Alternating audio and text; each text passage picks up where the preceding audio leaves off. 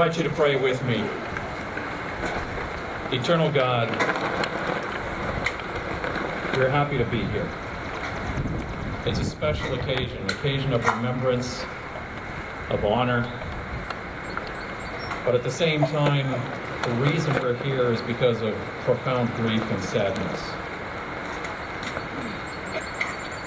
Because the men and women who wore the cloth of this nation and who gave the ultimate sacrifice are being memorialized here and at life celebrations all around this great country today and tomorrow. We would not forget their sacrifice. We would not take this in vain. We would not just have picnics and cookouts and march around and not remember the reason that we are here today.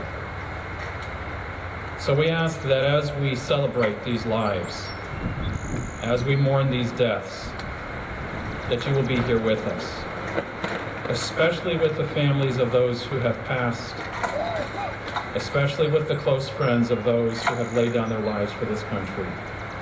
Surround them with your love, with your comfort. Surround all of us with a sense of awe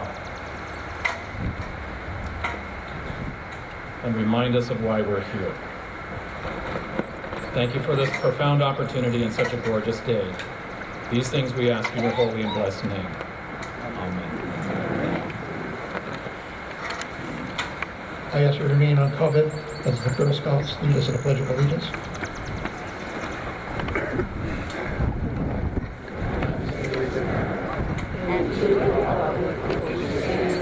One nation, under God, indivisible, with liberty, justice for all. Today we are honored once again to have Adrian Celeste, an 8th grader at North Alabama Middle School, singing the national anthem.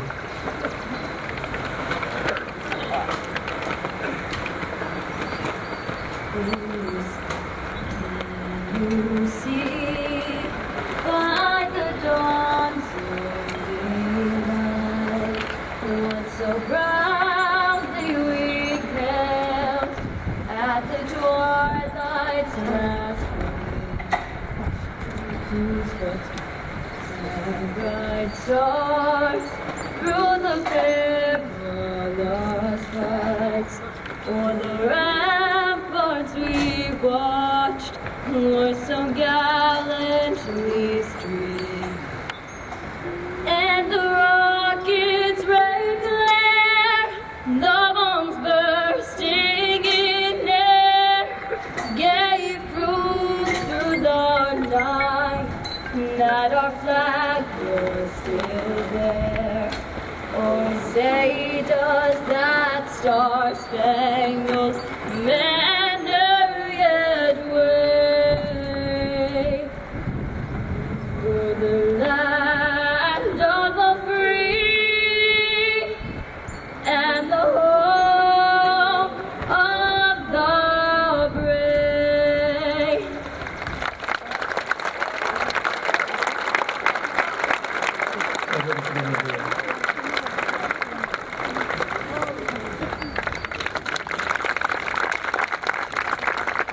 From the VA, we have Joe Dooley, Chief Voluntary Service, Bedford VA, and this is Joe Swanson.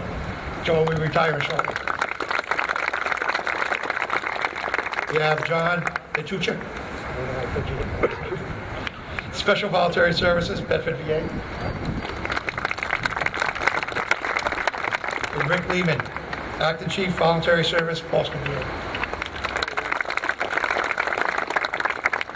And I'd like to take just a quick minute to ask all the veterans organizations that are here today to remember that each and every one of you have a seat on our committee. And yet, every time we meet, we end up with just a small handful of us. I can count them all in one hand.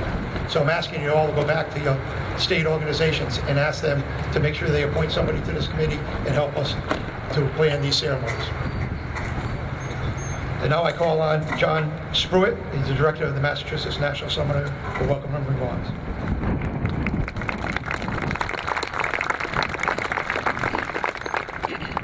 Good afternoon and welcome to Massachusetts National Cemetery, final resting place to over 62,000 veterans and family members.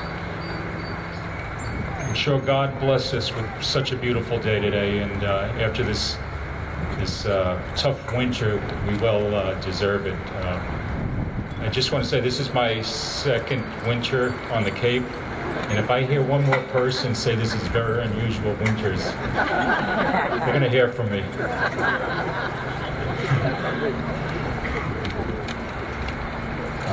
I'd like to thank our honored guests for attending today. I would like to give special recognition to our Vietnam veterans, as this year marks the 50th anniversary of the Vietnam War.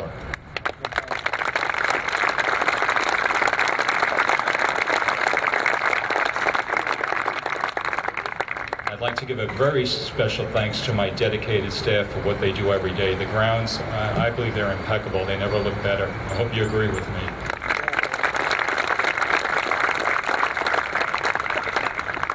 Also, a special thanks to my administrative staff that deals with a lot of the public every day. And also our volunteers that are on stage with me today. They assist us every day at the cemetery, which makes, well, customer service is a big part of our organization, and they're a big part of it. And at this time, I would like to welcome a new addition to my staff from Arlington National Cemetery, Keith Scarlatta.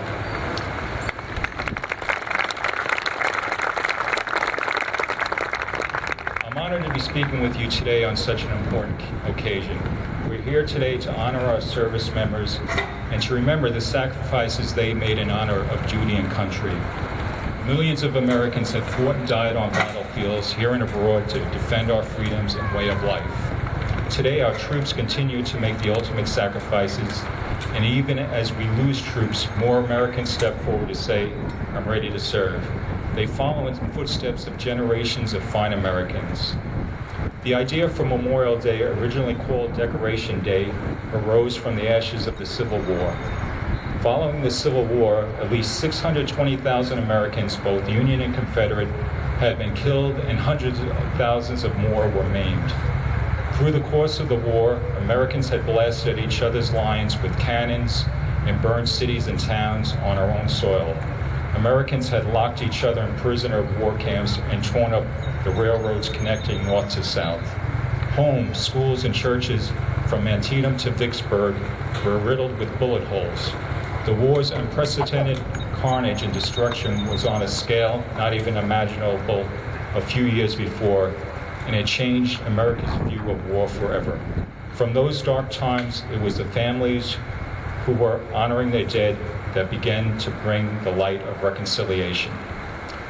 Although there are different versions of how Memorial Day began, one story goes that the grieving families, both Northern and Southern, began decorating the graves of their lost soldiers with flowers and wreaths.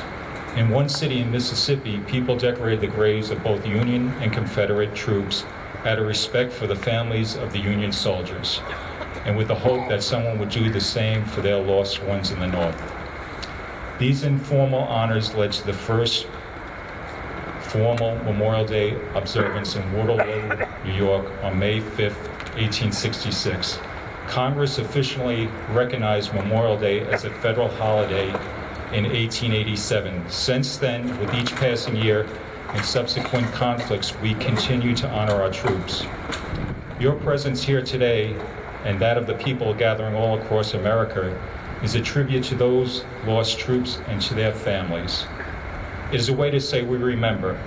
From the soldiers who shivered and starved through the winter at Valley Forge, to the doughboys crouched in the muddy trenches of France, to the platoon who patrolled the hazy jungles of Vietnam, and the young men and women patrolling the mountains of Afghanistan, we remember and honor them all. As we remember these men and women this weekend, let us reflect on the freedoms we so very much take for granted in our everyday lives, such as assembling here today. It may sound like a cliche, but freedom is not free. Today's ceremony may be a somber occasion, but also a proud occasion because we're honoring those who have preserved our freedom and strengthened the spirit of a free nation. I'd like to quote a president I never get tired of quoting. I believe President Ronald Reagan describes our nation most suitably in this quote. Above all, we must realize that no arsenal or no weapon in the arsenals of the world is so formidable as the will and moral courage of free men and women. It is a weapon our adversaries in today's world do not have. I believe President Reagan was speaking of an exceptional nation with exceptional people. I'd like to thank you all for attending today. God bless you and your families, and may God continue to bless our troops in the United States of America. Thank you.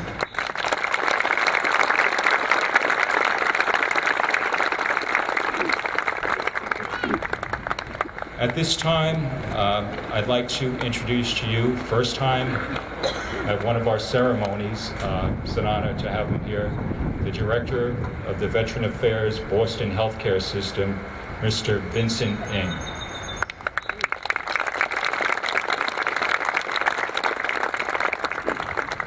Thank you, Mr. Spruyt, to allow me a few minutes to make some remarks. Frank and the Joint Veterans Committee for inviting me here. As John said, this is my first time here, and I'm certainly very impressed with what John has done here with the ground and maintaining the cemetery. I remember last time, maybe a little bit over a month ago, when John and I were together at the annual voluntary recognition ceremony. He mentioned to me the commitment and the dedication of his staff. As he just mentioned, we have experienced one of the toughest winter that we had in recent years.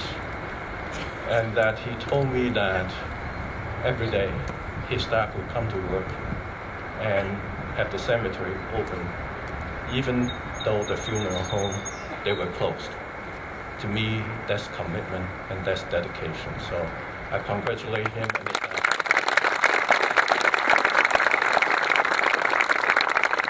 On the hospital side, we have equally committed staff. As you know, a healthcare system never closed.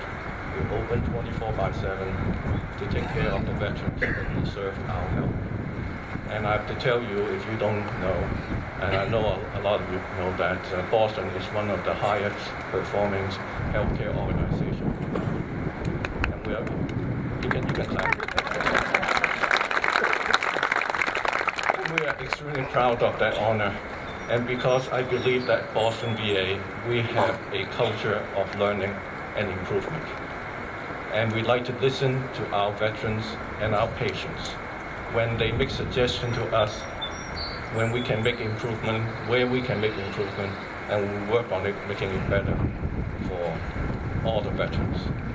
And that, under the new Secretary McDonough leadership, the three components of the VA, the cemetery, the benefit office, as well as the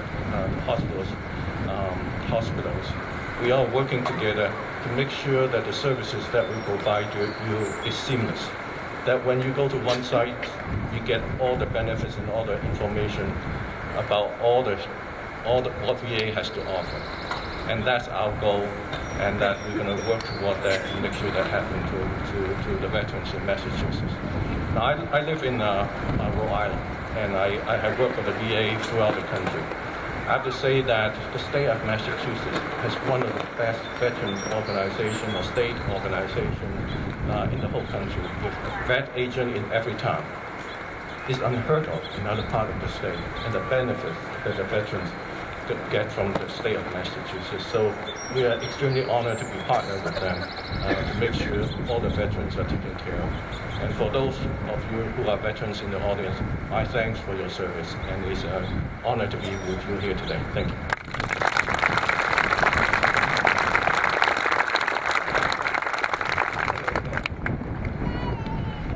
I do want to take a minute and thank Paul Monte and his crew of volunteers that placed over 60,000 flags on every grave here in the cemetery.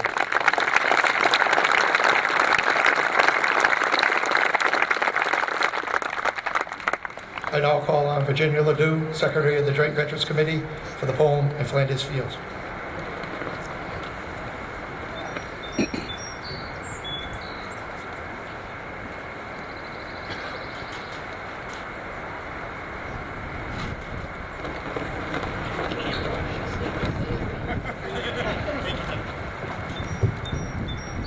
In Flanders Field, In Flanders field the poppies blow, between the crosses, row on row, that mark our place, and in the sky, the larks, still bravely singing, fly, scarce heard amid the guns below. We are the dead. Short days ago we lived, felt dawn, saw sunset glow, loved and were loved, and now we lie in Flanders fields. Take up our quarrel with the foe. To you from failing hands we throw the torch. Be yours to hold it high. If ye break faith with us who die, we shall not sleep, though poppies grow in Flanders fields. Take up our quarrel with the foe. Oh, I've already said that, and I ended it. Thank you.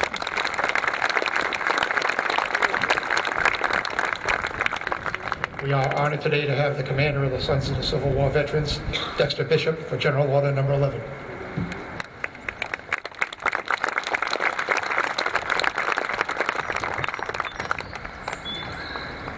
For those of you who don't know who the Sons of Union Veterans are, we are an organization that was formed by the original veterans of the Grand Army of the Republic to carry on the name and the history of the veterans of the Civil War.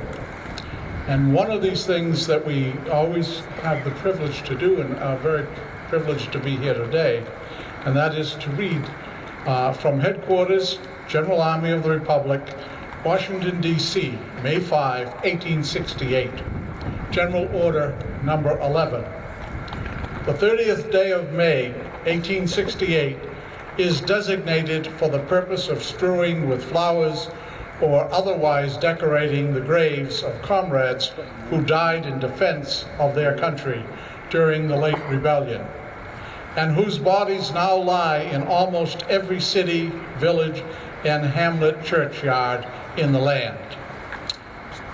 In this observance, no form of ceremony is prescribed, but posts and comrades will in their own way arrange such fitting services and testimonials of respect as circumstances may permit. We are organized, comrades, as our regulations tell us, for the purpose, among other things, of preserving and strengthening those kind and fraternal feelings which have bound together the soldiers, sailors, and Marines who united to suppress the late rebellion. What can aid more to assure this result than cherishing tenderly the memory of our heroic dead, who made their breasts a barricade between our country and its foes. Their soldiers' lives were the reveille of freedom to a race of chains, and their deaths and their tattoo of rebellious tyranny in arms. We should guard their graves with sacred vigilance. All that the consecrated wealth and taste of the nation can add to their adornment and security is but a fitting tribute to the memory of her slain defenders. Let no wanton foot tread rudely on such hallowed grounds. Let pleasant paths invite the coming and going of reverent visitors and fond mourners. Let no vandalism or neglect, no ravages of time testify to the present or to the coming generations that we have forgotten as a people the cost of a free and undivided republic. If other eyes grow dull, other hands slack, and other hearts cold in the solemn trust, ours shall it well as long as the light and warmth of life remain to us. Let us then, at the time appointed, gather around their sacred remains and garland the passionless mounds above them with the choicest flowers of springtime. Let us raise above them the dear old flag they saved from dishonor. let us in the solemn presence renew our pledge to aid and assist those whom they have left among us as sacred charge upon a nation's gratitude, the soldiers and sailors, widow and orphan. It is the purpose of the Commander-in-Chief to inaugurate this observance with the hope that it will be kept up from year to year. While a survivor of the war remains to honor the memory of his departed comrades, he earnestly desires the public press to lend its friendly aid in bringing to the notice of comrades in all parts of the country in time for simultaneous compliance therewith. Department commanders will use efforts to make this order effective. By order of John A. Logan, Commander-in-Chief, N.P. Chipman, Adjutant General. Thank you.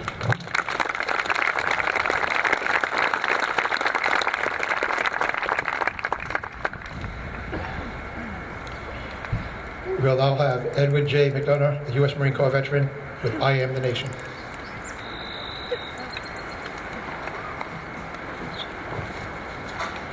I was born on the 4th of July, 1776, and the Declaration of Independence is my birth certificate.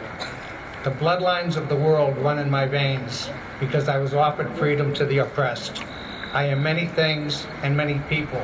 I am the nation.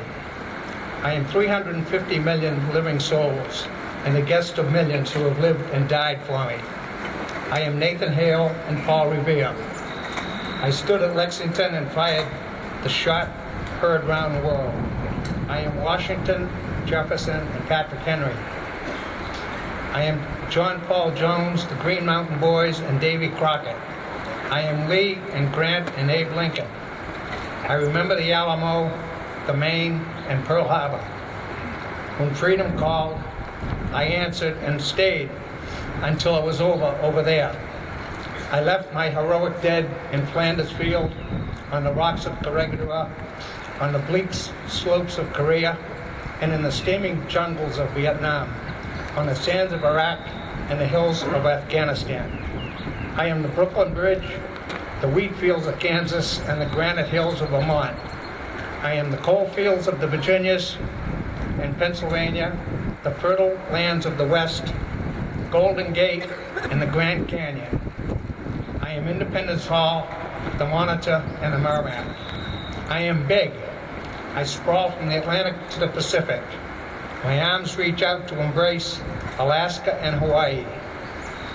3 million square miles throbbing with industry. I am more than 5 million farms. I am forest, field, mountain, and desert. I am quiet villages and cities that never sleep. You can look at me and see Ben Franklin walking down the streets of Philadelphia with his broad loaf under his arm. You can see Betsy Ross with her needle. You can see the lights of Christmas and hear the strains of Auld Lang Syne.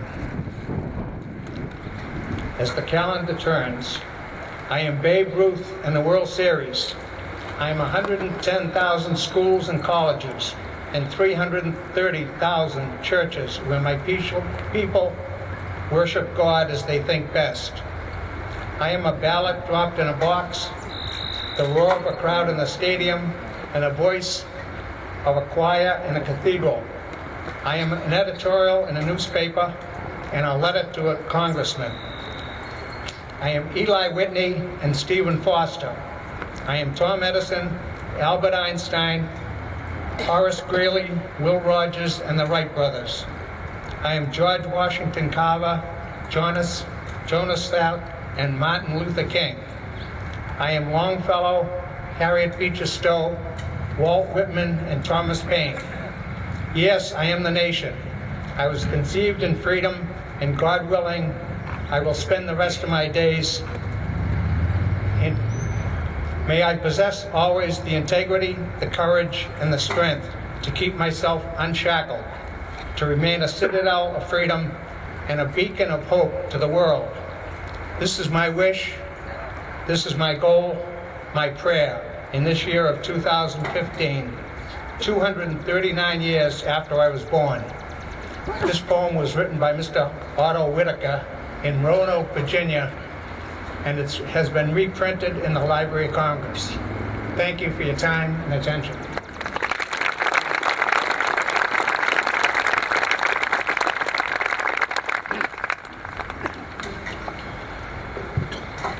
This is a very special day for me because I have the opportunity to introduce our guest speaker, who has been a mentor for me as I've advanced through the ranks of the American Legion.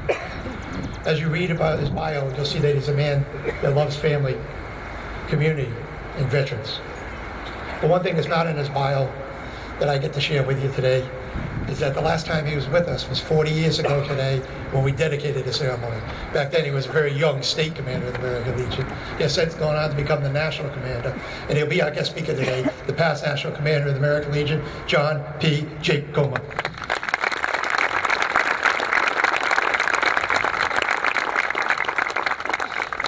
Thank you very much, Frank. Our National Officer of the American Legion, we're so proud to have him here as a Master of Ceremonies, but we're more proud to have him as an officer of our organization.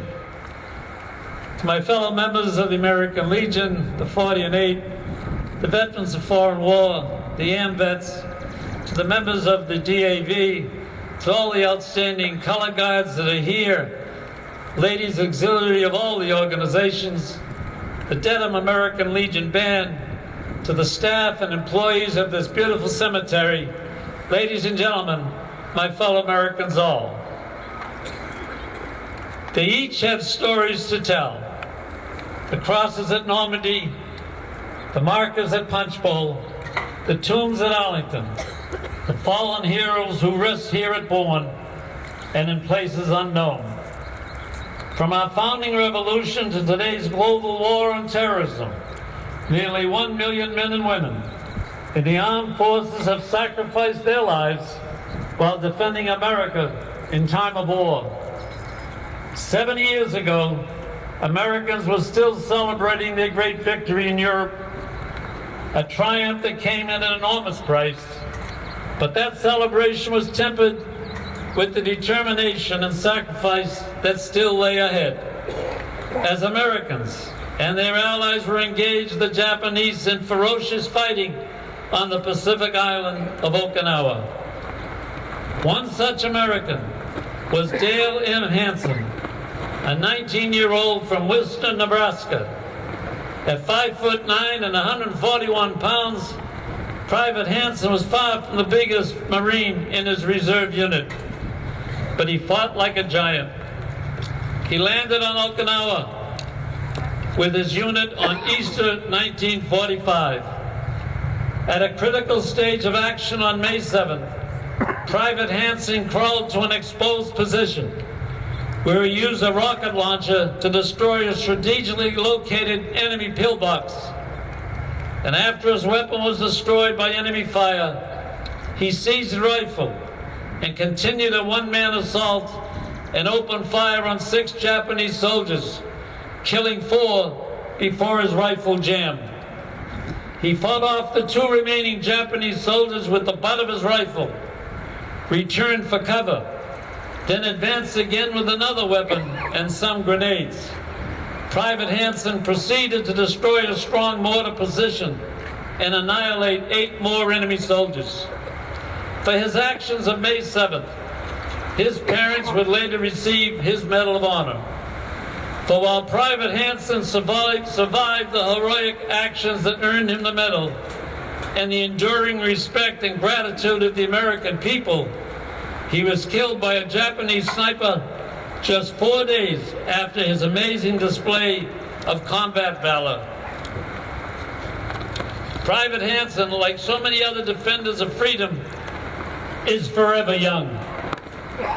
Brittany Gordon lived a life of service, and in the Tampa Bay Times, her mother, Brenda, recalled a letter that her little girl wrote to the Tooth Fairy. Dear Tooth Fairy, will you please leave the tooth under the bed and I'll return it the next night. P.S. I want to take it to my school and share it with my friends. That just speaks volumes to who she was, her mother said.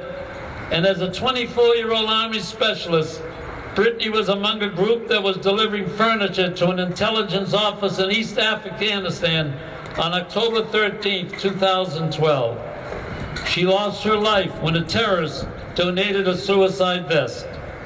Brittany was a shining light, her cousin remembered, and like Private Hanson, Specialist Brittany Gordon is forever young. The numbers of our fallen heroes are not just statistics. They are real people.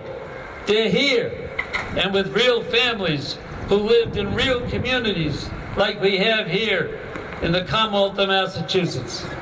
We can best honor their sacrifice by remembering their families who have lost so much. Long after the battlefield guns have been silenced and the bombs stop exploding, the children of our fallen warriors will still be missing a parent.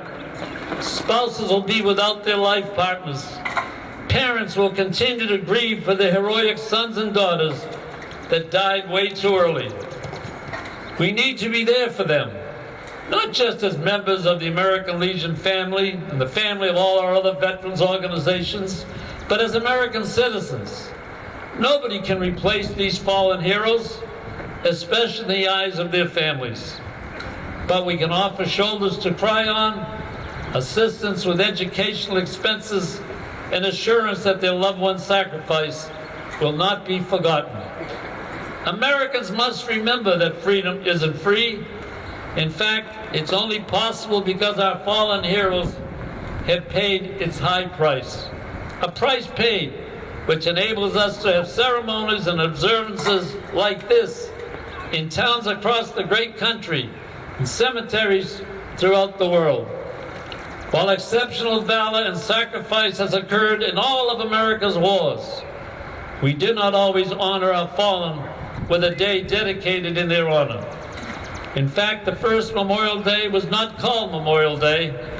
It is believed to have been created with the parade of freed slaves and Union soldiers marching through Charleston, South Carolina in 1865. Waterloo, New York is considered the official birthplace of Memorial Day because after it was observed there on May 5, 1866, General John Murray and General John A. Logan called on all communities to honor the war dead every year, as you're doing here today. Logan had been impressed with how the South had honored the fallen Confederate soldiers for years in 1868. Logan, the head of the prominent veterans group, the Grand Army of the Republic, as was represented here today, issued a proclamation that Decoration Day be observed nationwide. The date chosen was May 30, specifically because it was not on the anniversary of a battle. Still, some communities did not want to honor Decoration Day because of lingering resentments from the Civil War. The alternative name, Memorial Day, wasn't commonly used until World War II. Federal law recognized the holiday as Memorial Day in 1967 as the unofficial beginning of summer. Let us never lose focus of what Memorial Day means. It is not about beaches, picnics, or auto races. It is a day to remember. You have not forgotten. You are not at a picnic. You are not at a beach. You are here honoring the men and women that have paid the supreme sacrifice, and you are to be commended.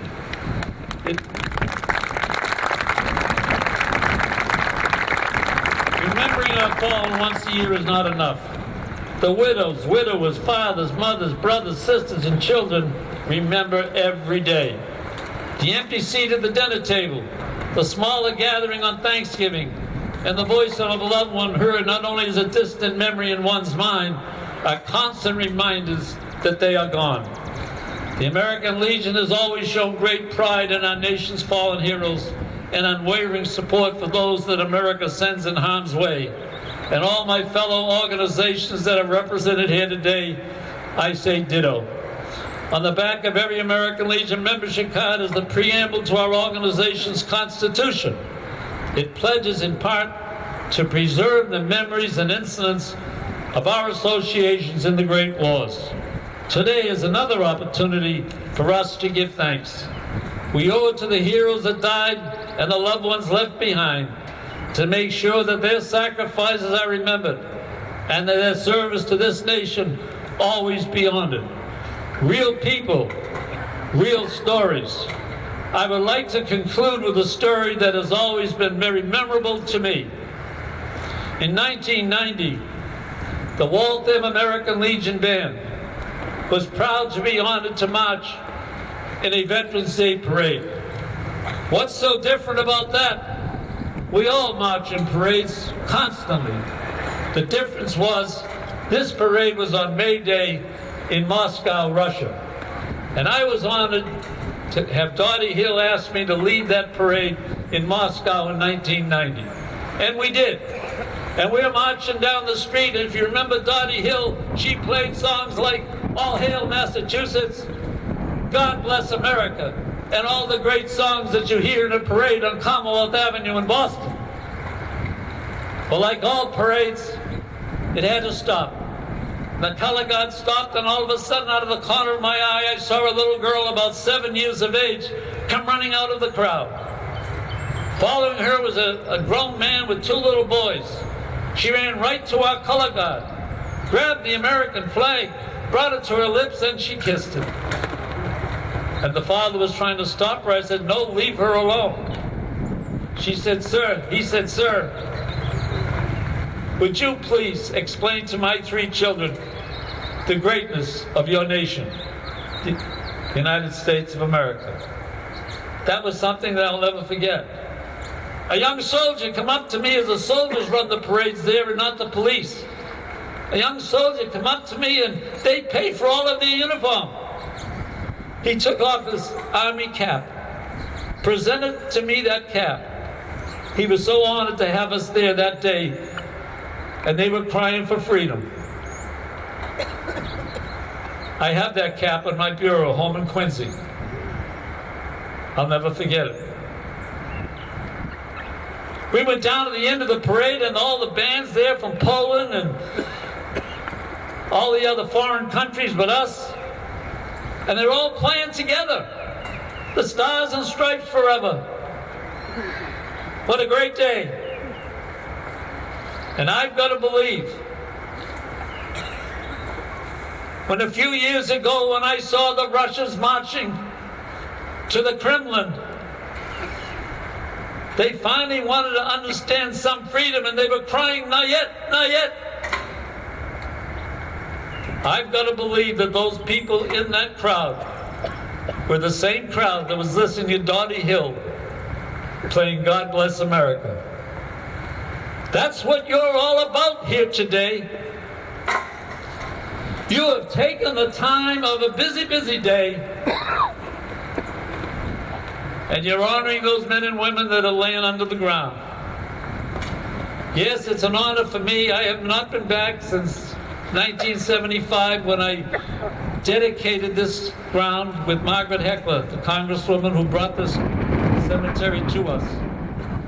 And I was so privileged when I was asked to come back again. May God bless them all. Because when we hear, we forget. And when we see, we remember. It's when we do, we understand. God bless you all.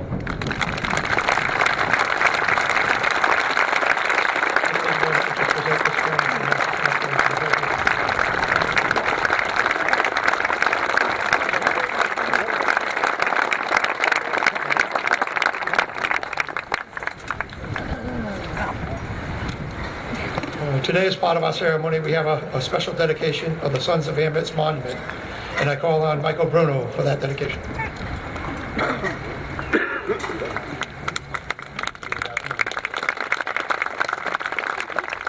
Try not to keep you too long. My name is Mike Bruno. I'm the immediate past department commander for the Sons of Amvets here in Massachusetts. We are a subordinate organization of the Amvets family here in Massachusetts. We were formed in 1996 and serve along the rest of our Amvets family and auxiliary in service to our veterans in our hospitals, in our communities, through projects and programs, and volunteer efforts wherever we can help. And I'm very proud to have been a part of that organization for many, many years. Today we've been given the privilege, the honor, and the respect in a small way to make a donation to the memorial trail here on these hallowed grounds.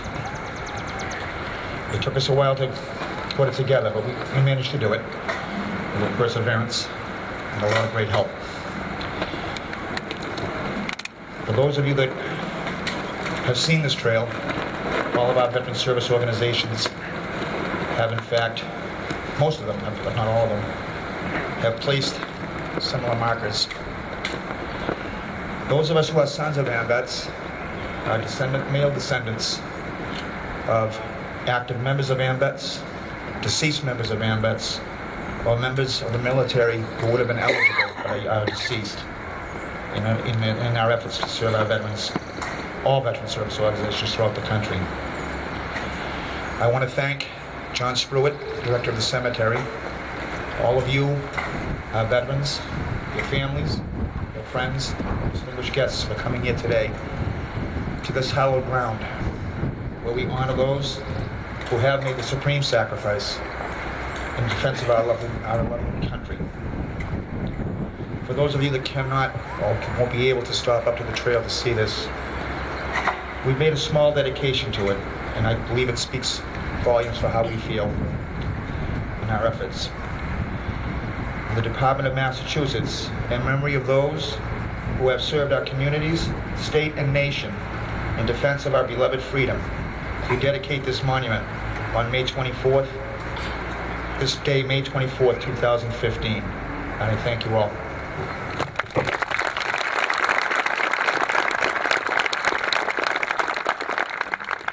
As we prepare for the presentation of wreaths, we'll call on the Dedham Band for a musical interlude.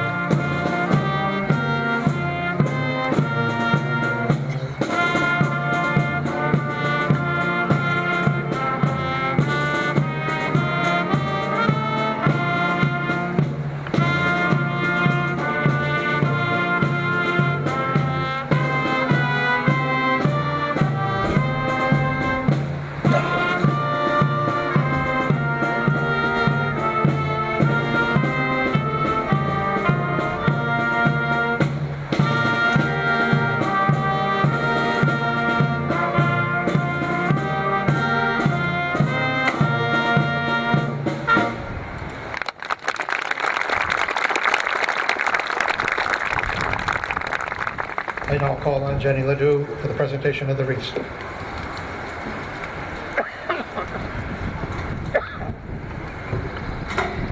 The first wreath to be presented will be the Joint Veterans Committee, and it will be by John Robars, the treasurer, and Ann Lynn, member.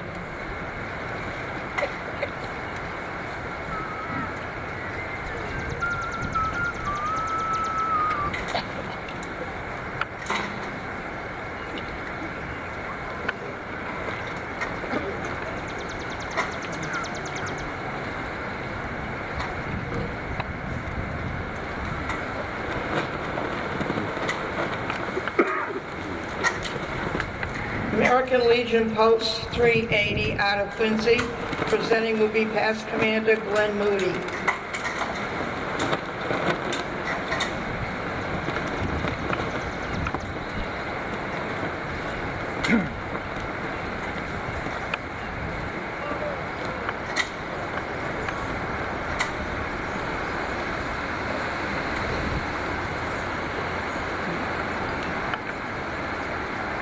Department of Massachusetts DAV, presenting will be Helen Bennett, State Commander, Sheila McGonigal, Auxiliary Commander.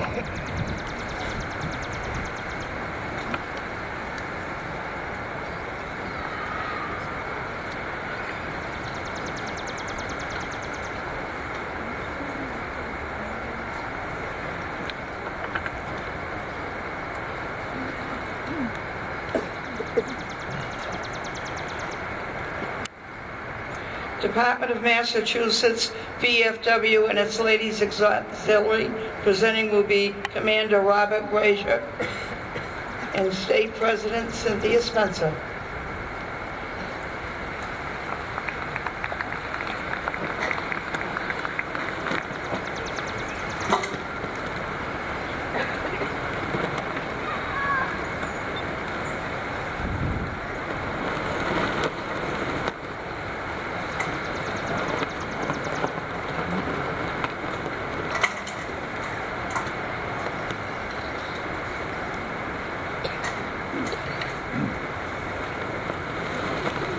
And 8, presenting will be Leo Boventure, the Grand Chef de Guerre of Massachusetts.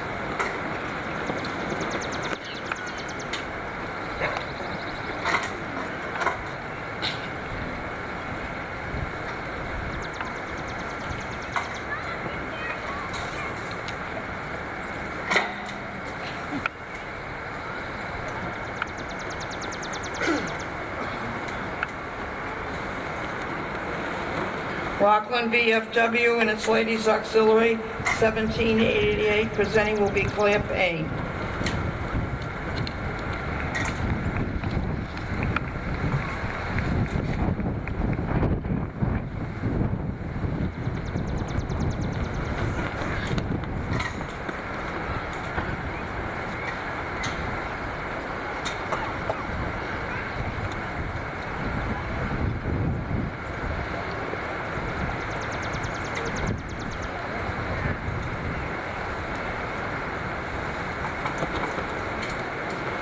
Women Marines Association Bay State Chapter Number 1, presenting will be Heidi Hurley, President.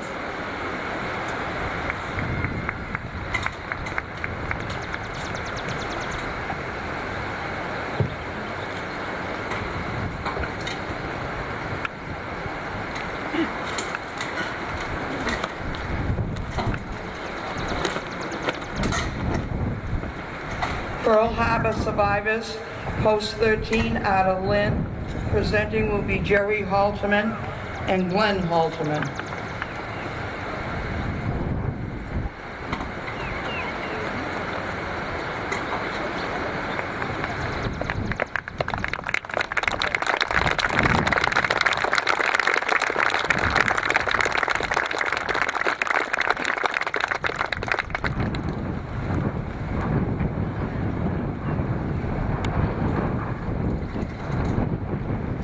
Bedford VA Hospital, presenting will be Joseph Dooley, who's Chief of Voluntary Service, and John H., who's an Army vet specialist.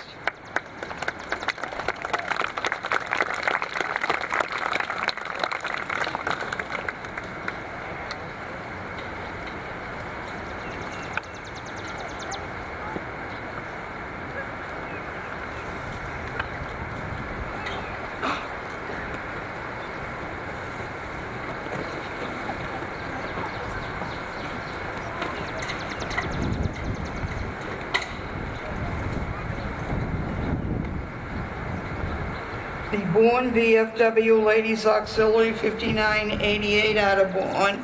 Presenting will be Cheryl Macios. I knew I'd get it right. Took me a year to say Maciotra now that she's out of office. It will take me this long, Madam President, to do it for you too. There you go. And Helen Bergman, the Junior Vice President.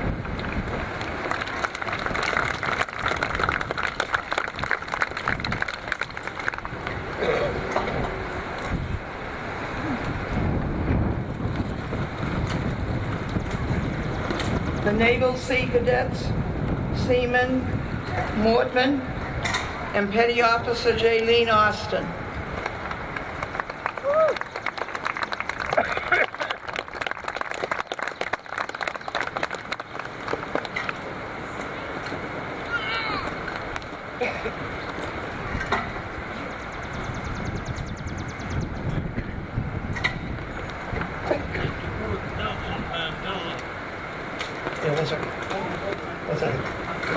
ladies and gentlemen, Jerry Halterman, who is a Pearl Harbor survivor for the USS Oklahoma, would like to say a few words.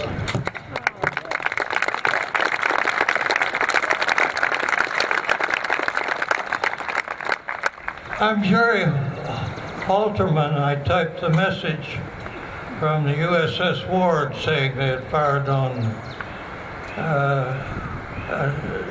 and destroyed a vessel at the entrance to the harbor. That was the first message that came in. But the thing that comes to mind is that Nelson Mandela was a man of peace, and he was invited up to speak to Amherst College, where I graduated. And what he said was that the colleges and the universities are the best hope for peace in the world. Okay, I tried to get things going and saying at least if you believe in it, you need to get together on it and devise a method whereby we don't shoot at each other. So that was the message I wanted to give to you.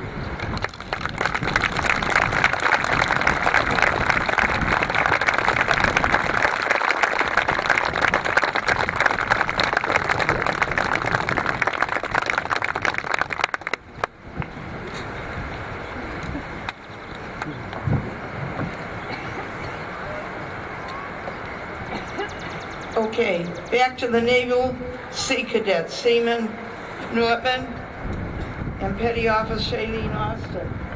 They already do it? Yeah. Fleet Reserve, Unit 66, presenting will be Claire Payne, their secretary.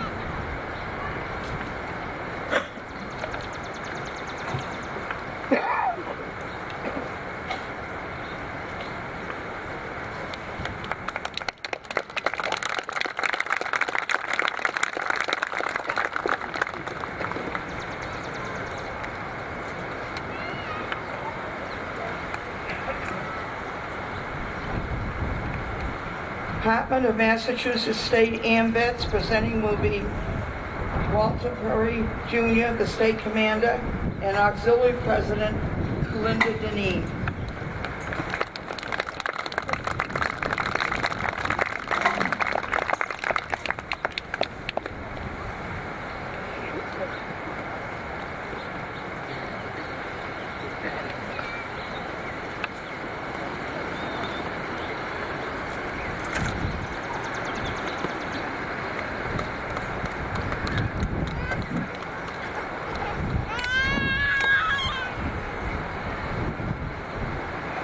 Department of Massachusetts American Legion, presenting will be Past National Commander Jay Comer.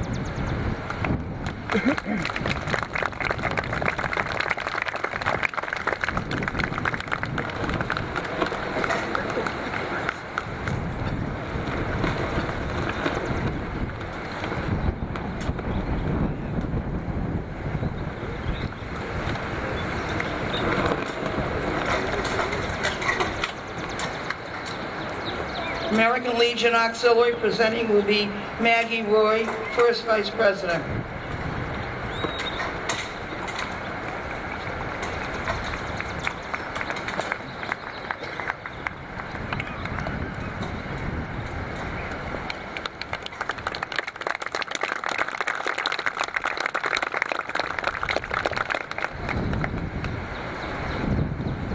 Barnstable American Legion, Post 206, presenting will be Joe Fallon, the adjutant.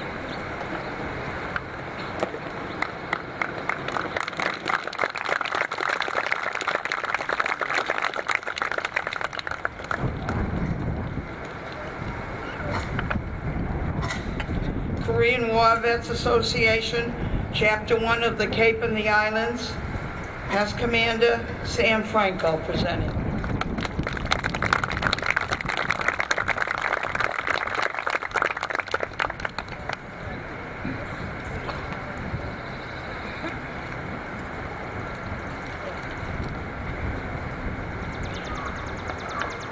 Knights of Columbus Assembly number 402, Presenting will be Larson Coffin Jr., past navigator.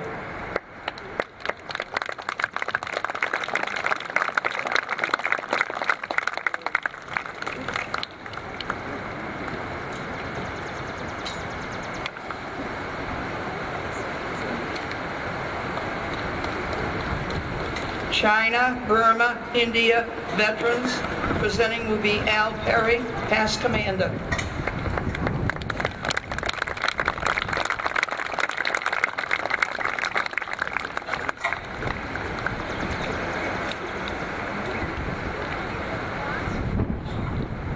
Massachusetts Elks. Presenting will be James Strumby, past state president, and Craig Shirtliff, district deputy.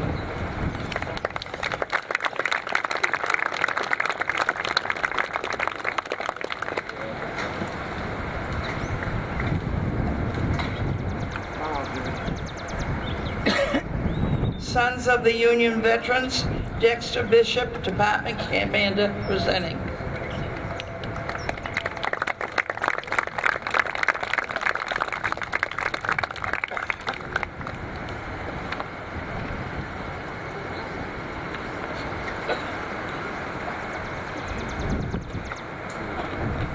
Last but not least, the Amvets, and presenting will be Ken Mons, state commander.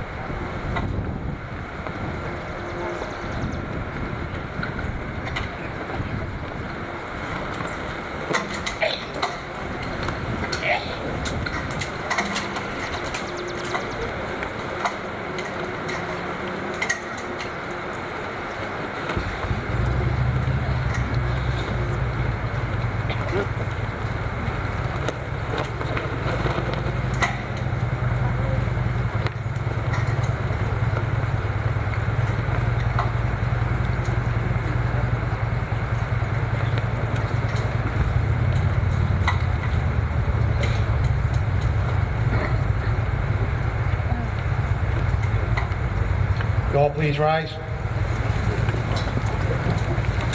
Honor God. Honor the dead.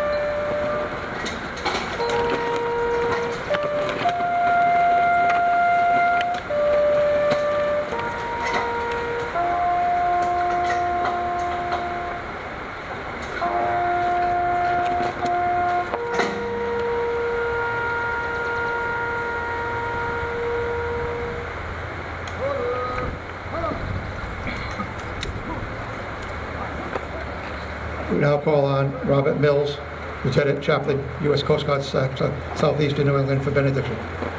Gentlemen, please on call. I invite you to pray with me one more time. Eternal One, we have been blessed. We've been blessed by the ceremony today, by the heroes among us, those who are living and walking and talking, and those who lie beneath these sacred graves very close by. We have been blessed because we have remembered today. And on a day like this, it's easy to remember. But I ask that you will help us to remember always, Lord. In the quiet of a sunrise, help us to remember. In the call of the loon over the still, quiet lake, help us to remember. In the laughter of children at play, help us to remember. In the sacred courthouses and halls of our legislatures and Congress, help us to remember. With the caress of a beautiful and cherished spouse, help us to remember. With the breeze that carries the whispers of those who have gone before, help us to remember. Lord, help us to remember and never forget what these men and women have given for us. These things we ask in your holy name. Amen.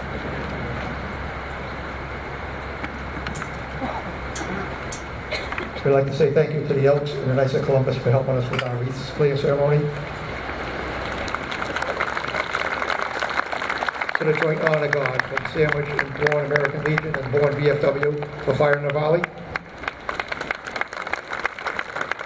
And all are welcome to attend the collations being held either at the American Legion Post 188 on Route 130 in Sandwich or at the VFW Post 5988 on Shaw Road, Bourne. Sergeant of the Guard, dismiss the color guards.